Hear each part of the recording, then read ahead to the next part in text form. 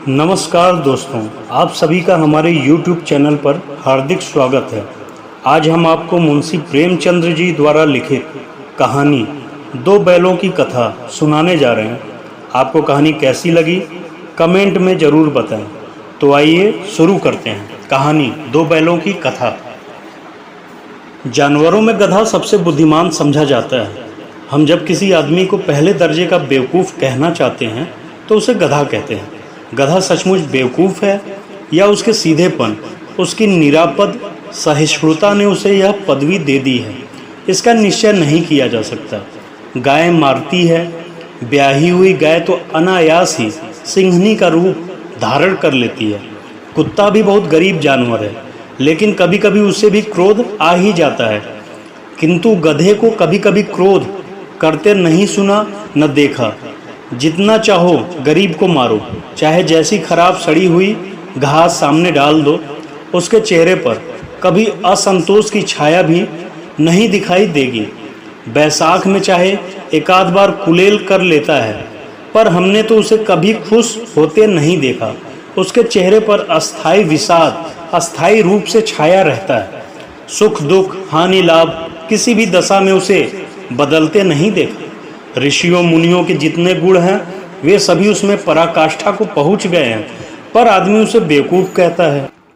सद्गुणों का इतना अनादर, कदाचित सीधापन संसार के लिए उपयुक्त नहीं है। देखिए ना, भारतवासियों की अफ्रीका में क्या दुर्दशा हो रही है। क्यों अमेरिका में उन्हें घुसने नहीं दिया जाता?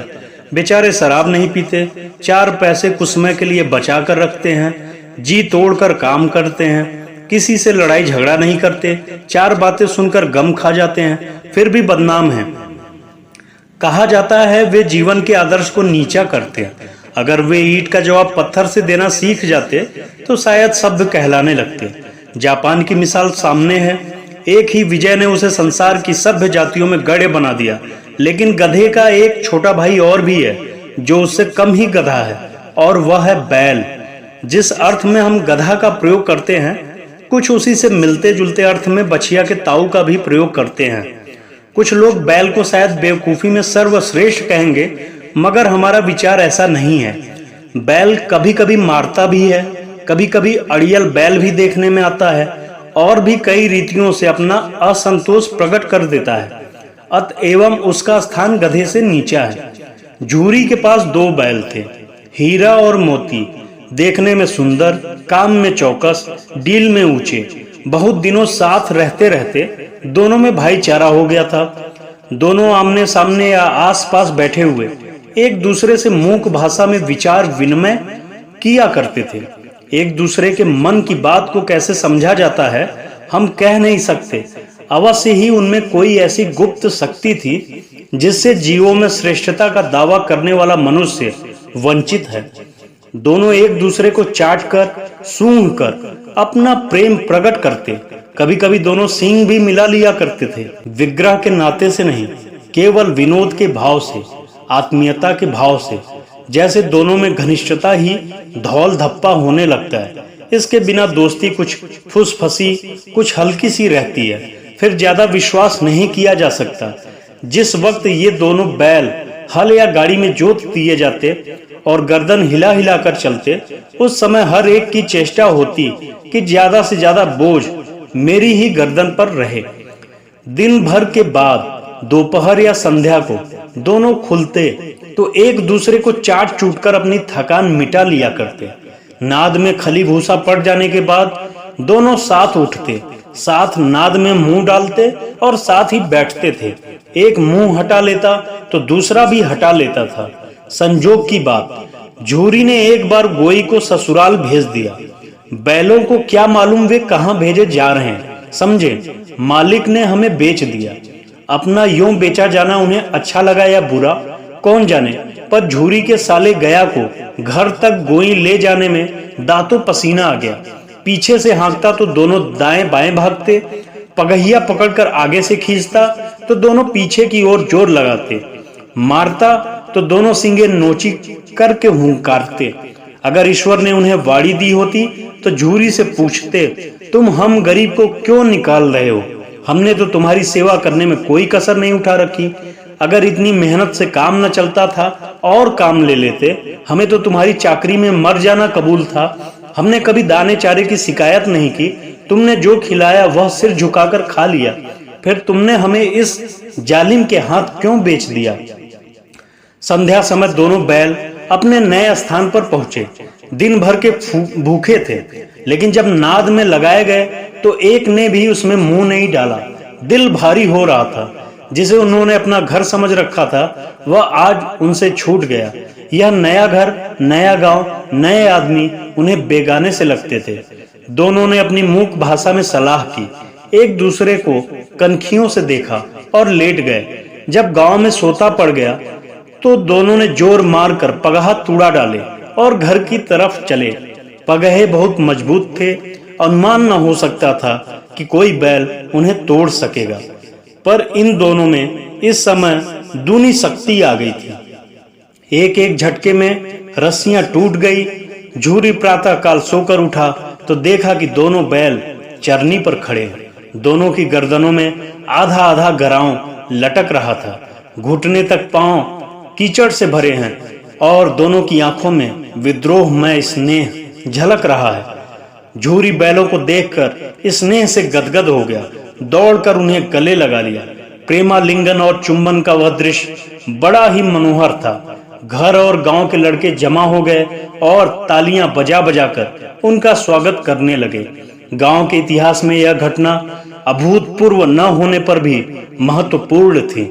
बाल सभा ने निश्चय किया, दोनों पशु वीरों का अभिनंदन पत्र देना चाहिए। कोई अपने घर से रोटियां लाया, कोई गुड़, कोई चोकर, कोई भूसी।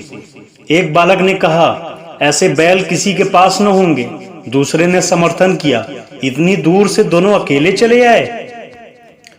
तीसरा बोला, बैल नहीं है वे, उस जन्म के आदमी हैं। इसका प्रतिवाद करने का किसी को साहस नहीं हुआ। झूरी की स्त्री ने बैलों को द्वार पर देखा तो जल उठी। बोली, कैसे नमक हराम बैल हैं कि एक दिन वहां काम न किया, भाग खड़े हुए। झूरी अपने बैलों पर यह आक्षेप न सुन सका। नमक हराम क्यों है? चारा दाना न दिया होगा तो क्या करते? स्त्री ने रोब के साथ कहा, बस तुम ही तो बैलों को खिलाना जानते हो, और तो सभी पानी पिला पिला कर रखते हैं। झूरी ने चिढ़ाया, चारा मिलता तो क्यों भागते? स्त्री चिढ़ गई, भागे इसलिए कि वे लोग तुम जैसे बुद्धुओं की तरह बैल को सहलाते नहीं, खिलाते हैं तो रगड़ कर जोतते भी हैं। ये दोनों ठहरे कामचोर भाग निकले। अब देखूं कहां से खली और चोकर मिलता है। सूखे भूसे के सिवा कुछ न दूंगी, खाए चाहे मरे। वही हुआ। मजदूर की बड़ी ताकीद की गई कि बैलों को खाली सूखा भूसा दिया जाए। बैलों ने नाद में मुंह डाला तो फीका फीका, न कोई चिकनाहट न कोई रस। क्या खाएं? आशा भरी आंखों से द्वार की ओर ताकने लगे।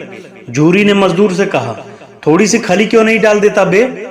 मालकिन मुझे मार ही डालेगी, चुरा कर डाला। ना दादा, पीछे से तुम भी उन्हीं की सी कहोगे। दूसरे दिन झूरी का साला फिर आया और बैलों को ले चला। अब कि उसने दोनों को गाड़ी में जोता। 2-4 बार मोती ने गाड़ी को खाई में गिराना चाहा, पर हीरा ने संभाल लिया। वह ज्यादा सहनशील था। संध्या समय घर पहुंचकर उसने दोनों को मोटी रस्सियों से बांधा और कल की शरारत का मजा चखाया। फिर वही सूखा भूसा डाल दिया। अपने दोनों बैलों को खली चुनी सब कुछ दी। दोनों बैलों का ऐसा अपमान कभी न हुआ था। झूरी ने उन्हें फूल की छड़ी से भी नहीं छुआ था।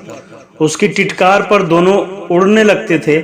यहाँ मार पड़ी, आहत सम्मान की व्यथा तो थी ही, उस पर मिला सूखा भूसा। नाद की तरफ आंखें तक न उठाई। दूसरे दिन गया ने बैलों को हल में जोता, पर इन दोनों ने जैसे पांव न उठाने की कसम खा ली थी। वह मारते मारते थक गया, पर दोनों ने पांव न उठाया।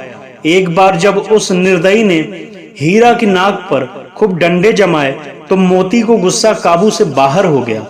हल लेकर भागा। हल, रस्सी, जुआ, जोत सब टूट टाट कर बराबर हो गया। गले में बड़ी बड़ी रस्सियां न होती तो दोनों पकड़ाई में न आते। हीरा ने मूक भाषा में कहा, भागना व्यर्थ है। मोती ने उत्तर दिया, तुम्हारी तो इसने जान ही ले ली थी, अब की बड़ी मार पड़ेगी, पड़ने दो। बैल का जन्म लिया है तो मार से कहां तक बचेंगे। गया 2 आदमियों के साथ दौड़ा आ रहा है। दोनों के हाथों में लाठियां हैं। मोती बोला, कहो तो दिखा दूं मजा, मैं भी लाठी लेकर आ रहा है। हीरा ने समझाया, नहीं भाई, खड़े हो जाओ, मुझे मारेगा तो मैं एक दो को गिरा दूंगा। नहीं, हमारी जाति का यह धर्म नहीं है। मोती दिल में अटक कर रह गया। गया आ पहुंचा और दोनों को पकड़कर ले चला। कुशल हुई कि उसने इस वक्त मारपीट न की, नहीं तो मोती पलट पड़ता। उसके तेवर देख गया और उसके सहायक समझ गए कि इस वक्त टाल जाना ही भल मनसाहत है। आज दोनों के सामने फिर वही सूखा भूसा लाया गया। दोनों चुपचाप खड़े रहे। घर में लोग भोजन करने लगे। उस वक्त छोटी सी लड़की 2 रोटियां लिए निकली और दोनों के मुंह में देकर चली गई। उस एक रोटी से इनकी भूख तो क्या शांत होती, पर दोनों को हृदय को मानो भोजन मिल गया। यहाँ भी किसी सज्जन का वास है। लड़की भैरों की थी, उसकी माँ मर चुकी थी। सौतेली माँ उसे मारती रहती थी, इसलिए इन बैलों से एक प्रकार की आत्मीयता हो गई थी। दोनों दिन भर जाते, डंडे खाते, अड़ते, शाम को थान पर बांध दिए जाते और रात को वही बालिका उन्हें 2 रोटियां खिला जाती। प्रेम के इस प्रसाद की यह बरकत थी कि 2-2 गाल सूखा भूसा खाकर भी दोनों दुर्बल न होते थे, मगर दोनों आंखों में रोम रोम में विद्रोह भरा हुआ था। एक दिन मोती ने मूक भाषा में कहा, अब तो नहीं सहा जाता हीरा, क्या करना चाहते हो? एक आध को सींगों पर उठाकर फेंक दूंगा, लेकिन जानते हो, वह प्यारी लड़की जो हमें रोटियां खिलाती है उसी की लड़की है जो इस घर का मालिक है। बेचारी अनाथ हो जाएगी तो मालकिन को फेंक दूं, वही तो इस लड़की को मारती है। लेकिन औरत जात पर सिंग चलाना मना है, या भूल जाते हो? तुम तो किसी तरह निकलने ही नहीं देते। बताओ, तुड़ाकर भाग चले? हाँ, यह मैं स्वीकार करता, लेकिन इतनी मोटी रस्सी टूटेगी कैसे? इसका एक उपाय है। पहले रस्सी को थोड़ा चबा लो, फिर एक झटके में जाती है। रात को जब बालिका रोटियां खिलाकर चली गई तो दोनों रस्सियां चबाने लगे, पर मोटी रस्सी मुंह में न आती थी। बेचारे बार बार जोर लगाकर रह जाते थे। सहसा घर का द्वार खुला और वह लड़की निकली। दोनों सिर झुकाकर उसका हाथ चाटने लगे। दोनों की पूंछें खड़ी हो गई। उसने उनके माथे सहलाए और बोली, खोल देती हूँ, चुपके से भाग जाओ, नहीं तो ये लोग मार डालेंगे। आज घर में सलाह हो रही है कि इनकी नाकों में नाथ डाल दी जाए। उसने गराव खोल दिया, पर दोनों चुप खड़े रहे। मोती ने अपनी भाषा में पूछा, अब चलते क्यों नहीं? हीरा ने कहा, चले तो, लेकिन कल इस अनाथ पर आफत आएगी, सब इसी पर संदेह करेंगे। सहसा बालिका चिल्लाई, दोनों फूफा वाले बैल भागे जा रहे हैं। ओ दादा दादा, दोनों बैल भागे जा रहे हैं। ओ दादा दादा, दोनों बैल भागे जा रहे हैं, जल्दी दौड़ो। गया हड़बड़ाकर भीतर से निकला और बैलों को पकड़ने चला। वे दोनों भागे। गया ने पीछा किया और भी तेज हुए। गया ने शोर मचाया, फिर गांव के कुछ आदमियों को भी साथ लेने के लिए लौटा। दोनों मित्रों को भागने का मौका मिल गया। सीधे दौड़ते चले गए, यहाँ तक कि मार्ग का ज्ञान न रहा। जिस परिचित मार्ग से आए थे उसका यहाँ पता न था। नए नए गांव मिलने लगे। तब दोनों एक खेत के किनारे खड़े होकर सोचने लगे, अब क्या करना चाहिए। हीरा ने कहा, मुझे मालूम होता है राह भूल गए, तुम भी बेतहासा भागे, वहीं उसे मार गिराना था। उसे मार गिराते तो दुनिया क्या कहती, वह अपने धर्म छोड़ दे, लेकिन हम अपना धर्म क्यों छोड़े। दोनों भूख से व्याकुल हो रहे थे। खेत में मटर खड़ी थी, चरने लगे। रह रह कर आहट लेते रहते थे, कोई आता तो नहीं है। जब पेट भर गया, दोनों ने आजादी का अनुभव किया तो मस्त होकर उछलने कूदने लगे। पहले दोनों ने डकार ली, फिर सींग मिलाए और एक दूसरे को ठेकने लगे। मोती ने हीरा को कई कदम पीछे हटा दिया, यहाँ तक कि वह खाई में गिर गया। तब उसे भी क्रोध आ गया, संभल कर उठा और मोती से भिड़ गया। मोती ने देखा कि खेल में झगड़ा हुआ चाहता है तो किनारे हट गया। अरे यह क्या, कोई सांड डोकता चला आ रहा है। हाँ, सांड ही है। वह सामने आ पहुंचा। दोनों मित्र बगले झांक रहे थे। सांड पूरा हाथी था। उससे भिड़ना जान से हाथ धोना है, लेकिन न भिड़ने पर भी जान बचती नजर नहीं आती। इन्हीं की तरफ आ भी रहा है। कितनी भयंकर सूरत है। मोती ने मूक भाषा में कहा, बुरे फंसे, जान बचेगी, कोई उपाय सोचो। हीरा ने चिंतित स्वर में कहा, अपने घमंड में फूला हुआ है, आरजू बिनती न सुनेगा, भाग क्यों न चले। भागना कायरता है, तो फिर यहीं मरो। बंदा तो 9 2 11 होता है, और जो दौड़ाए तो फिर कोई उपाय सोचो जल्द। उपाय यह है कि उस पर दोनों जने एक साथ चोट करें। मैं आगे से रगेदता हूं, तुम पीछे से रगेदो। दोहरी मार पड़ेगी तो भाग खड़ा होगा, मेरी ओर झपटे, तुम बगल से उसके पेट में सींग घुसेड़ देना। जान जोखिम है पर दूसरा उपाय नहीं है। दोनों मित्र जान हथेली पर लेकर लपके। सांड को भी संगठित शत्रुओं से लड़ने का तजुर्बा न था। वह तो एक शत्रु से मल्लयुद्ध करने का आदी था। ज्यों ही हीरा पर झपटा, मोती ने पीछे से दौड़ाया। सांड उसकी तरफ मुड़ा तो हीरा ने रगेदा। सांड चाहता था कि एक एक करके दोनों को गिरा ले, पर ये दोनों भी उस्ताद थे, उसे वह अवसर न देते थे। एक बार सांड झल्ला कर हीरा का अंत कर देने के लिए चला कि मोती ने बगल से आकर उसके पेट में सींग भोंक दिया। सांड क्रोध में आकर पीछे फिरा तो हीरा ने दूसरे पहलू में सींगे चुभा दिया। आखिर बेचारा जख्मी होकर भागा और दोनों मित्रों ने दूर तक उसका पीछा किया, यहाँ तक कि सांड बेदम होकर गिर पड़ा। तब दोनों ने उसे छोड़ दिया। दोनों मित्र जीत के नशे में झूमते चले जाते थे। मोती ने सांकेतिक भाषा में कहा, मेरा जी चाहता था कि बचा को मार ही डालूं। हीरा ने तिरस्कार किया, गिरे हुए बैरी पर सींग न चलाना चाहिए, यह सब ढोंग है। बैरी को ऐसा मारना चाहिए कि फिर न उठे। अब घर कैसे पहुंचोगे वह सोचो, पहले कुछ खा लें तो सोचे। सामने मटर का खेत था ही, मोती उसमें घुस गया। हीरा मना करता रहा पर उसने एक न सुनी। अभी 2 ही 4 ग्रास खाए थे कि आदमी लाठियां लिए दौड़ पड़े और दोनों मित्र को घेर लिया। हीरा तो मेड़ पर था, निकल गया। मोती सींचे हुए खेत में था, उसके खूर कीचड़ में धंसने लगे, न भाग सका। पकड़ लिया। हीरा ने देखा संगी संकट में है तो लौट पड़ा, फंसेंगे तो दोनों फंसेंगे। रखवालों ने उसे भी पकड़ लिया। प्रातःकाल दोनों मित्र कांजी हौस में बंद कर दिए गए। दोनों मित्रों को जीवन में पहली बार ऐसा साबिका पड़ा था कि सारा दिन बीत गया और खाने को एक तिनका भी न मिला। समझ में न आता था यह कैसा स्वामी है, इससे तो गया फिर भी अच्छा था। यहाँ कई भैंसें थी, कई बकरियां, कई घोड़े, कई गधे, पर किसी के सामने चारा न था। सब जमीन पर मुर्दों की तरह पड़े थे। कई तो इतने कमजोर हो गए थे कि खड़े भी न हो सकते थे। सारा दिन मित्र फाटक की ओर टकटकी लगाए रहते, पर कोई चारा न लेकर आता दिखाई दिया। तब दोनों ने दीवार की नमकीन मिट्टी चाटनी शुरू की, पर इससे क्या तृप्ति होती। रात को जब कुछ भोजन न मिला तो हीरा के दिल में विद्रोह की ज्वाला दहक उठी। मोती से बोला, अब नहीं रहा जाता मोती। मोती ने सिर लटकाए हुए जवाब दिया, मुझे तो मालूम होता है कि प्राण निकल रहे हैं, आओ दीवार तोड़ डाले। मुझसे तो अब कुछ नहीं होगा, बस इसी बूथ पर अकड़ते थे, सारी अकड़ निकल गई। बाड़े की दीवार कच्ची थी, हीरा मजबूत तो था ही। अपने नुकीले सींग दीवार में गड़ा दिए और जोर मारा तो मिट्टी का एक चिप्पड़ निकल आया। फिर तो उसका साहस बढ़ा। उसने दौड़ दौड़ कर दीवार पर चोटें की और हर चोट में थोड़ी थोड़ी मिट्टी गिराने लगा। उसी समय कांजी हौस का चौकीदार लालटेन लेकर जानवरों की हाजिर लेने आ निकला। हीरा का उदंडपन्न देखकर उसे कई दंडे रसीद किए और मोटी सी रस्सी से बांध दिया।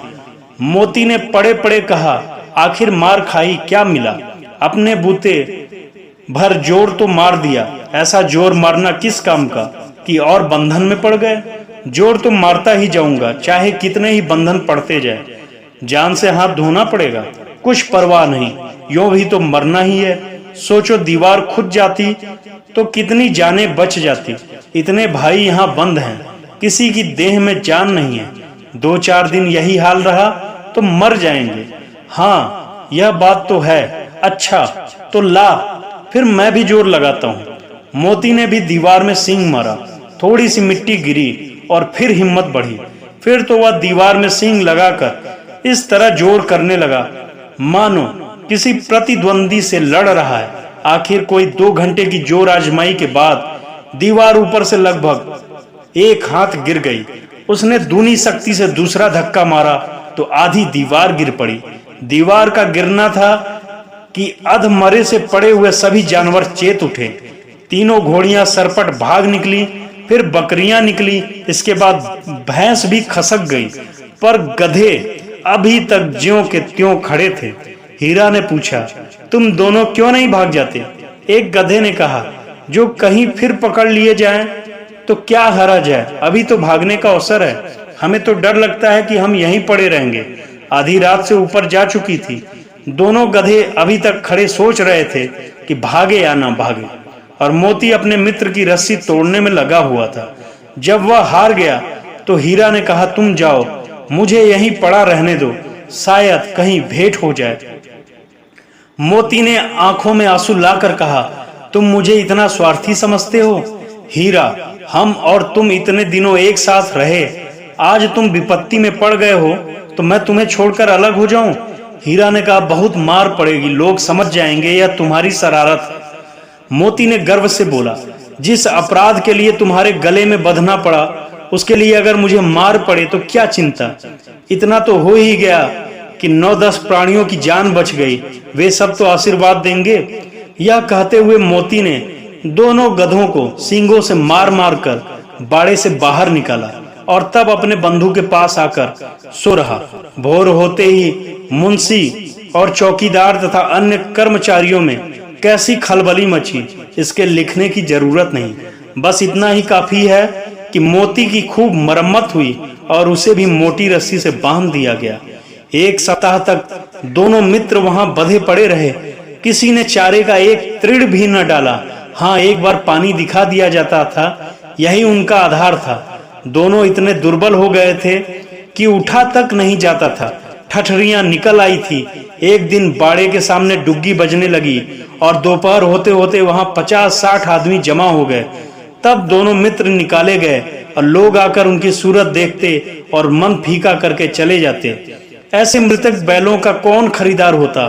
सहसा एक दढ़ियल आदमी, जिसकी आंखें लाल थी और मुद्रा अत्यंत कठोर, आया और दोनों मित्र के कुल्हों में उंगली गोद कर मुंशी जी से बातें करने लगा। चेहरा देखकर अंतर्ज्ञान से दोनों मित्रों का दिल कांप उठे। वह क्यों है और क्यों टटोल रहा है, इस विषय में उन्हें कोई संदेह न हुआ।